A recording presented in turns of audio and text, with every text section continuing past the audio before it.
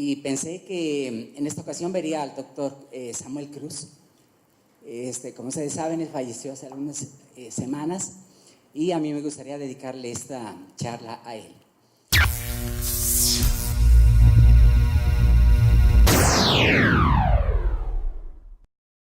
La fisicoquímica orgánica consiste en el estudio de la relación entre la estructura molecular y la reactividad química, así como los principios que determinan la estructura de las moléculas y su reactividad.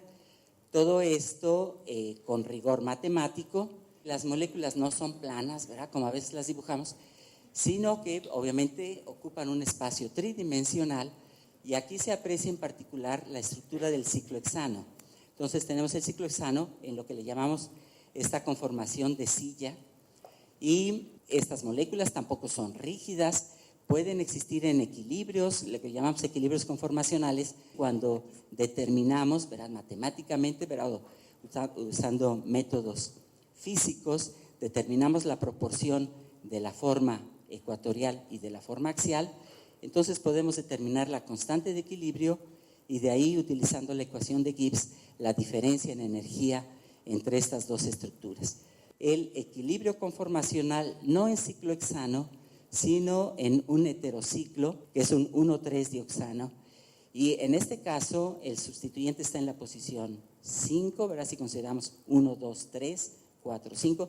Y cuando está axial, al parecer la repulsión es mayor porque involucra también repulsión de tipo electrónico. Es decir, aquí tenemos lo que llamamos pares electrónicos no compartidos, y entonces esta repulsión provoca que el equilibrio ahora sea mayor hacia el lado ecuatorial. El terbutilo es mucho más voluminoso, como se acuerdan, que un metilo. Sin embargo, los valores de delta G son muy semejantes, y esto pues ya implicaba algo acerca de la orientación, que la orientación de este sustituyente es similar a la presente con el tiometilo. Entonces, el objetivo de la tesis de Samuel, y como les digo, participó también Maribel Vázquez, era pasar de dioxanos a ditianos.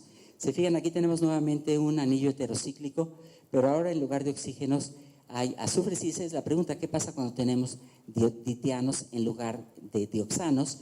Nuevamente podemos tener tioéter, es decir, oxígeno cero, o sea, no oxígeno, sulfóxidos cuando tenemos aquí un oxígeno, o sulfonas cuando tenemos dos oxígenos. Entonces, esa era la pregunta del proyecto, y bueno, se amplió a utilizar lo que llamamos grupos ancla en esta posición del anillo, en la posición 2, y como grupos ancla se utilizó al fenilo y al terbutilo, y como les digo, con los diferentes sustituyentes de azufre. Pues esto implicaba la síntesis, y que esa pudiera ser también, en cierto modo, una manera de visualizar el análisis conformacional.